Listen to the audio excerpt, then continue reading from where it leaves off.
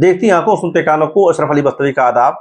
आज हम बात करेंगे मजलूम फिलिस्तीनियों की और जालिम इसराइल के जुल्म की, और दुनिया इस वक्त इस पूरे मामले को किस तरह से सोच रही है, क्या उनके जहनों में सवाल उठ रहे हैं, किस नहज पर बात हो रही है, हम इस पर भी बात करेंगे।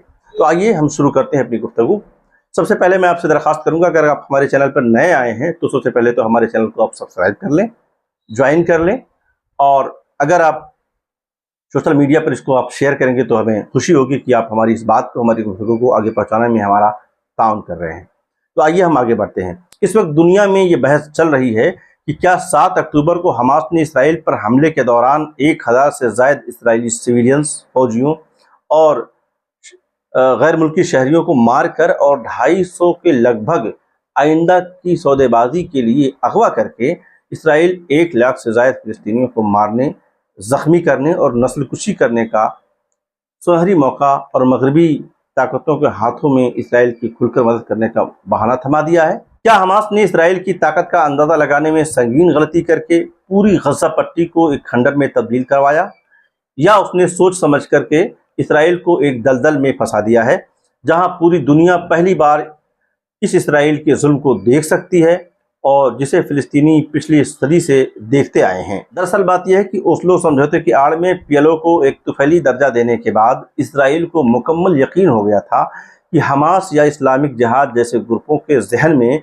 इस टक्कर लेने का ख्याल आना नामुमकिन है। जब ताकत ही सबसे बड़ा नशा हो तो जालिम भूल जाता है कि मजलूम भी गुलामी की जंजीरें तोड़ देने के लिए जान की बाजी लगा सकता है। 7 अक्टूबर को इसराइल का ये शहर टूट गया। इसराइल फौजी एतबार से एक इंतहाई कमज़ोर गिरोह के हाथों खुद को टूटते देखकर आग बगूला हो गया और नतीजे की परवाह किए बगैर पूरी ताकत गज़ा में झोंक दी।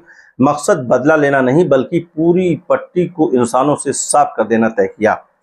वियतनाम, इराक और अफगानिस्तान तो सामने की बातें हैं, ये वो फंदे थे जिनके खौफ ने एक सुपर पावर को बेबसी के आलम में भागने पर मजबूर कर दिया। गज़ा की इमारतों को तबाह करके इसराइल ने हमास को मौका दे दिया कि मलबे के पहाड़ों में इसराइली फौज को अपनी मर्जी से इंगेज कर सके और उन्हें थका सके। किसी इमारत की नाकाबंदी करके दुश्मन को तलाश करना आसान होता है, लेकिन जब वही इमारत मलबे का ढेर बन जाए तो कुछ पता नहीं चलता कि किस ढेर के अंदर या पीछे दुश्मन छुपा बैठा हुआ है।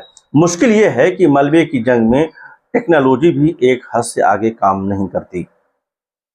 इसराइल ने अपने आवाम को ये यकीन दिलाकर अपनी मुश्किलें और बढ़ा दी कि वो इस बार हमास का नामो निशान मिटा देंगे। हालांकि जंग के 8 माह बाद गज़ा के इंफ्रास्ट्रक्चर की मुकम्मल तबाही और 30 लाख इंसानों की दरबदरी के बावजूद CIA का अंदाज़ा है कि हमास ने गज़ा में सुरंगें बिछा रखी हैं, उनमें से ज़्यादातर आज भी एक्टिव हैं।